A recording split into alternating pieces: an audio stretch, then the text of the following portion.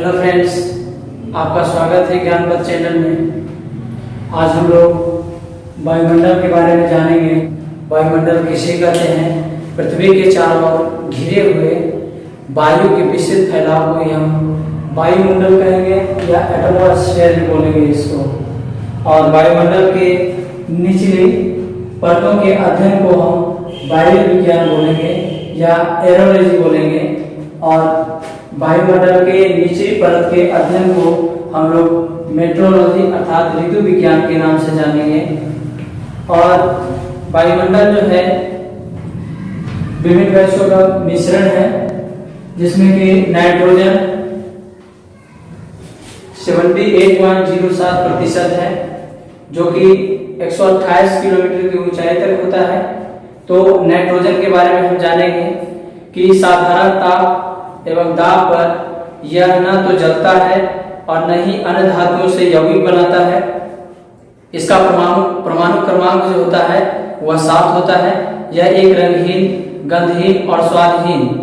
और इसका खोज जो है वह स्कॉटलैंड वैज्ञानिक डेनियल रदरफोर्ड ने किया था, जो कि 1790 ईस्वी में शाफ्टाल्फ ने इसका नाम नाइट्रोजन रखा था।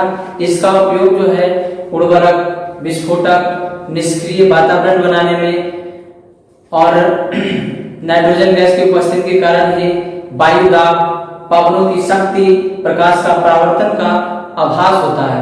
इसका सबसे बड़ा लाभ यह होता है कि यह वस्तुओं को जलने से बचाती है। यदि वायुमंडल में नाइट्रोजन नहीं होती तो आग पर नियंत्रण रखना कठिन हो जाता। आगे हम जानेंगे ऑक्सीजन के बारे में, जो कि 20.93% है, जो कि यह प्राणवायु के नाम से जाना जाता है या अग्नि शखा के नाम से जाना जाता है। यह ऑक्सीजन के अभाव में हम ईंधन नहीं जला सकते हैं। यह ऊर्जा का प्रमुख स्रोत है। हम लोग सांस जो लेते हैं वो ऑक्सीजन ही लेते हैं, इसलिए इसे प्राणवायु भी कहते हैं।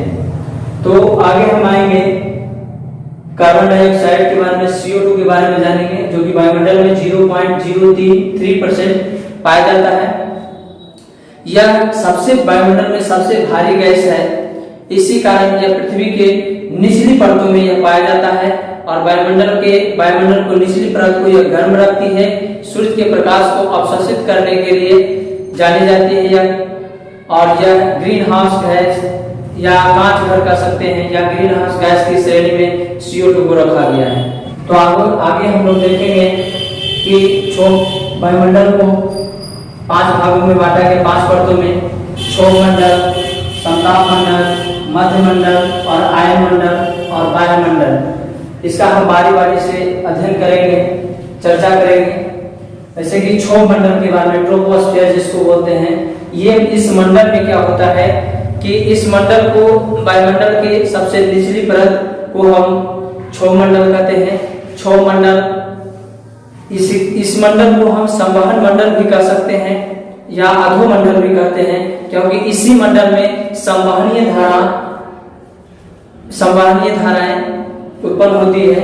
जैसे कि सभी मौसमी घटनाएं, बादल, वर्षा, ये सभी मौसमी घटनाएं जो होती है यह क्षोभ मंडल में ही होती है। अर्थात ध्रुवों पर इसकी ऊंचाई 8 किलोमीटर और इस मंडल में तापमान में जो गिरावट होती है प्रत्येक किलोमीटर में, मतलब कि 1 किलोमीटर पर 6.4 डिग्री सेंटीग्रेड की कमी होती है। अर्थात हम कह सकते हैं कि 165 मीटर की ऊंचाई पर जाने पर 1 डिग्री सेंटीग्रेड की दर से कमी आती है। अर्थात अब हम संताप मंडल की चर्चा करेंगे, स्ट्रेटोस्फीयर के बारे में जानेंगे। जैसा कि नाम से ही पता चलता है, समताप माने कि तापमान जिसमें बराबर है, समान तापमान जिसमें रहता है।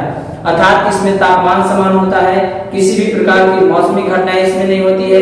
इसी कारण इस मंडल को वायुयान को उड़ाने के लिए आदर्श क्षेत्र माना गया है। विशेष प्रकार से बादलों का जो मूलांक में का जो निर्माण होता है वह इसी मंडल में होता है। और इस मंडल का विस्तार जो है 18 किलोमीटर से 32 किलोमीटर तक पाया जाता है। और इसकी मोटाई ध्रुवों पर सर्वाधिक पाई जाती है। कभी कभी कभी यह विषुवत रेखा पर यह लोप हो जाती है। ओजोन परत, ओजोन परत जो होता है, अब हम ओजोन परत के बारे में आएंगे। ओजोन परत जो होता है यह हल्के नीले रंग का होता है और इसमें ये 32 से 60 किलोमीटर के बीच होता है। और ये ओजोन जो है ऑक्सीजन के 3 परमाणु मिलकर के एक गैस जो वायुमंडल में बहुत कम मात्रा में पाया जाता है, जो कि पृथ्वी की सतह से 15 से 35 किलोमीटर की ऊंचाई तक पाई जाती है। और ये सूर्य से आने वाली पराबैंगनी किरणों को अवशोषित करती है और वैश्विक तापमान और ग्रीन हाउस के उत्सर्जन के चलते इसका क्षरण होता है। इसीलिए इसको हम ओजोन परत को पृथ्वी का सुरक्षा कवच भी हम कर सकते हैं कि ओजोन परत के कारण ही पृथ्वी की सुरक्षा होती है और पृथ्वी पर रहने वाले जीव जंतुओं की सुरक्षा होती है।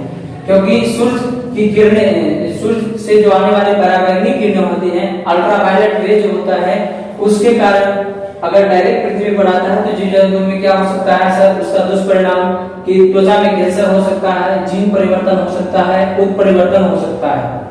अर्थात ओजोन परत के बारे में हम लोग ओजोन परत का क्षरण जो होता है क्लोरोफ्लोरोकार्बन के कारण होता है और इसमें क्लोरोफ्लोरोकार्बन में क्लोरीन जो होता है वो अभिक्रिया करता है, जिसके फलस्वरूप ओजोन परत में छिद्र हो जाता है। और ओजोन दिवस जो हम लोग मनाते हैं 16 सितंबर को ओजोन दिवस के रूप में मनाते हैं। ओजोन परत को मापने वाला जो इकाई है वह डाप्सन होता है। और हम लोग ओजोन क्षरण की समस्या से निपटने हेतु विभिन्न सम्मेलनों की चर्चा भी करेंगे यहाँ, जिसमें वियना सम्मेलन 1985 में हुआ था, मॉन्ट्रियल सम्मेलन जो है 1987 में हुआ है और हेलसिंकी सम्मेलन 1989 में हुआ है और लंदन सम्मेलन 1989 में हुआ है।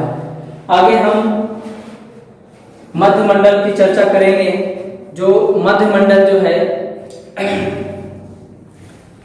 इस मंडल में 50 से इस मंडल की 32 से 60 किलोमीटर मानी जाती है और इस मंडल में इस मंडल के तापमान ऊंचाई के साथ घटता जाता है और इसमें इसका सबसे ठंडा मंडल जो है वह यही है, मध्य मंडल ही माना जाता है। सबसे ठंडा मंडल यहाँ -100 डिग्री सेंटीग्रेड तक टेम्परेचर पाया जाता है।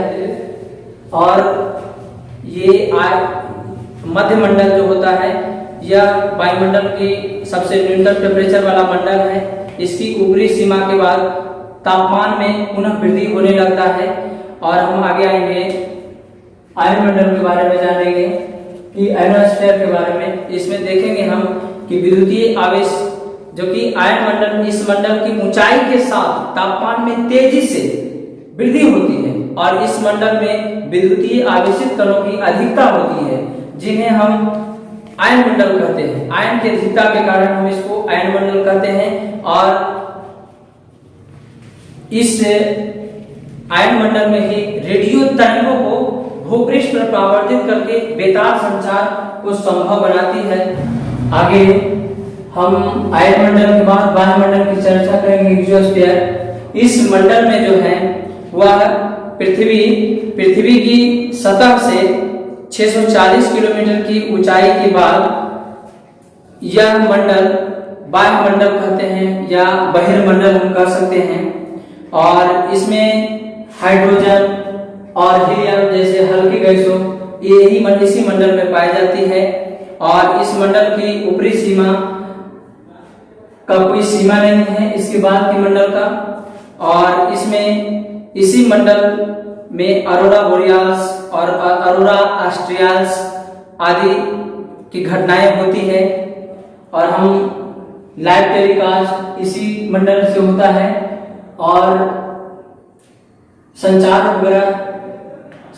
उपग्रह जो है यह 2 प्रकार का होता है। एक संचार उपग्रह ध्रुवीय क्षेत्रों के लिए जो होता है वह 700 से 1100 किलोमीटर के लिए होता है। और दूसरा भू-स्थैतिक उपग्रह जो होता है, पृथ्वी से जो भी उपग्रह को लॉन्च किया जाता है, कृत्रिम उपग्रह को, वह 36,000 किलोमीटर की ऊंचाई पर, इसको हम भू-स्थैतिक उपग्रह इस श्रेणी में कह सकते हैं। इस प्रकार से हमने बारी बारी से देखा, वायुमंडल की परतों के बारे में अध्ययन किया।